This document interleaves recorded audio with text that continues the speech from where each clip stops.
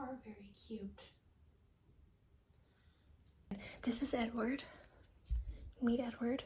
He's new. He's for my nanny, actually. I'm doing a project with him where I'm gonna take him around Japan and take pictures of him places and stuff and write a diary in the journal that's in that box there as like his adventures. And then I'm gonna give it to her when I go back in July. And then I brought Bunny with me because I've had him my whole life. And it felt comforting to bring at least one thing familiar from home. That pretty much sums up the project nicely, but let me give you a bit more backstory just because I can.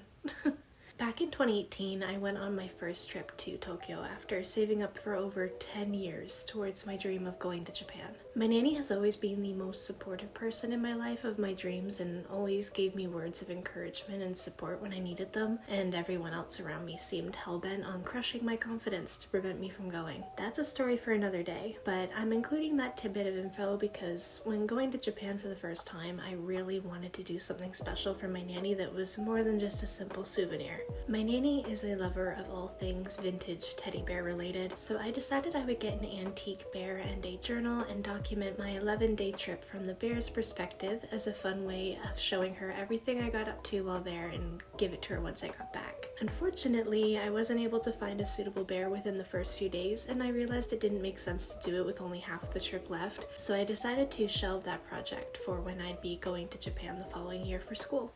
And then that got pushed to the next year. And then the year after that. 5 years later, I was finally making my dream come true, and I was ready to revisit the Traveling Bear Journal project. I learned from my mistake last time and bought the bear and the journal in advance to bring with me to Japan so I could start it immediately. This is the start of what would become known as the Edward Journal Project.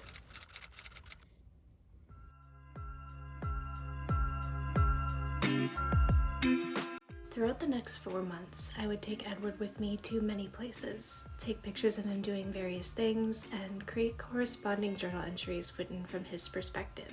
Luckily for me, I had friends willing to help, and although I did receive some weird looks from onlookers occasionally, many were delighted to join in and help hold Edward in place to get the shot I wanted. In the beginning of the project, my worry of being thought of as weird got the best of me, and so I often didn't take the time to get a lot of good shots, or sometimes any at all. Or sometimes I'd just be so caught up in the fun I was having that I'd forget to take pictures with Edward entirely. I also sometimes didn't want to bring him to things because it was a bit of an inconvenience to carry him around. Don't tell him I said that. So I think my only regret with the project is that I didn't do more with him or film more of the process of taking those pictures while I had the chance. A lot of that making of footage would have been really useful for this video. I totally thought I had more than I did, but when I was going back through my literal 3 terabytes of footage from the year, I realized that I really didn't film enough for this project, so it's a bit of a bummer, not gonna lie. The project was supposed to last the span of my first year in Japan, but as my nanny's eyesight has rapidly worsened due to the effect of radiation from her cancer treatment a few years ago, I realized that the project was a very visual one and worried she might not be able to see it by the time I give it to her. As a result, I cut the project short and brought Edward home with me during summer break in August instead, after only 4 months of adventures. I made do with some filler pages in between long stretches without entries. Edward writing about the new apartment when I moved into it from the hotel, and how he and Bunny decided to see how many of them tall the fridge was. Or an entry about how he learns about Mother's Day and laments that he doesn't have a mother, but Nanny is going to be his mom, so he wanted to make her a Mother's Day card to give to her when he meets her for the first time.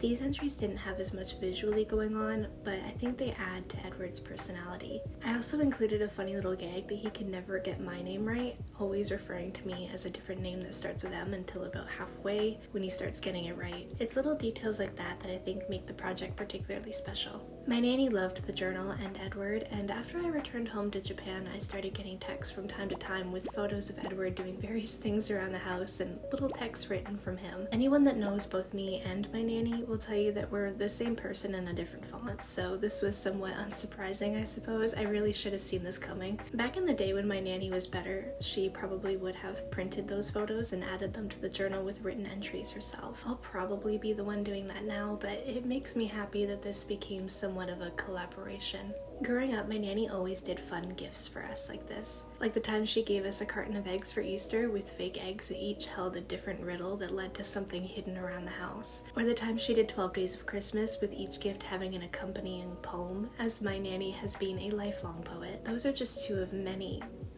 gifts over my lifetime, and I've inherited my nanny's love of elaborate handmade gifts. She spent most of my life giving me gifts like this, and now I'm doing the same back to her. What goes around comes around, I guess. When I moved to Japan, I knew that being away from my family would be the hardest part. Missing out on birthdays and holidays, special moments and inside jokes and everyday life. I found myself so busy that I didn't feel homesick much.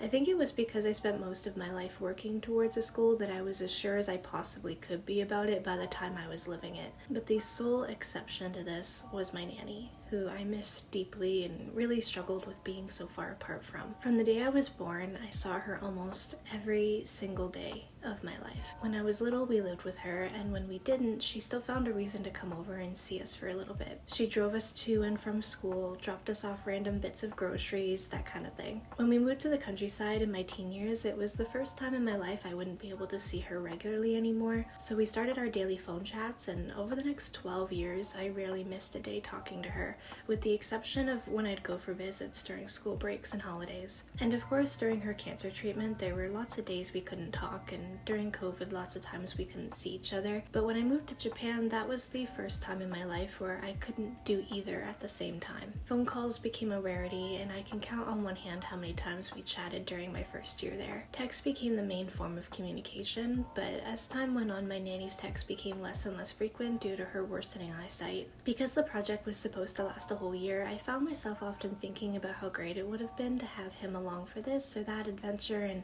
how much more full his journal could have been. I'm happy with the way it turned out, don't get me wrong, but sometimes I feel like it was rushed or unfinished, and I guess to some extent it was. I'm telling you all of this because the Edward Journal Project was so much more than just a funny little teddy bear's travels documented in a cute little journal as a gift for someone.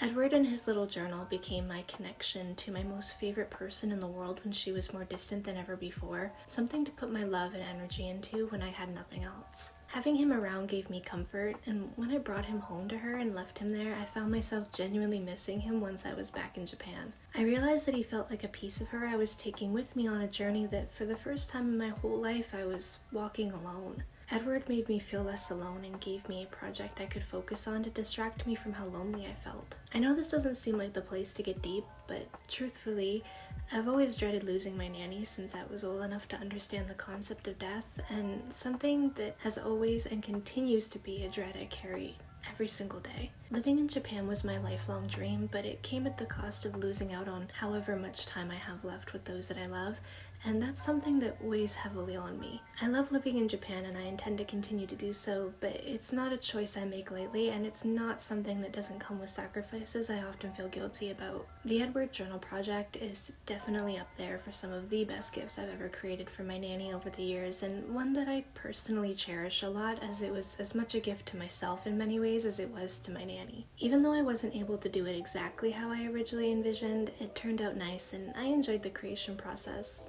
And most importantly, it brought my nanny joy, which is the ultimate gift for me. When I travel in the future, I've considered bringing Edward with me to continue his journal and document future adventures. I'm sure if I do, you'll see more of Edward here on this channel, but for now, I'll be sharing pictures of his adventures and transcripts of some of his entries on my Instagram, so check those out there if you're interested in getting a better look at the photos and Edward's thoughts. Thank you so much for watching, and I look forward to seeing you around my little corner of the internet again soon.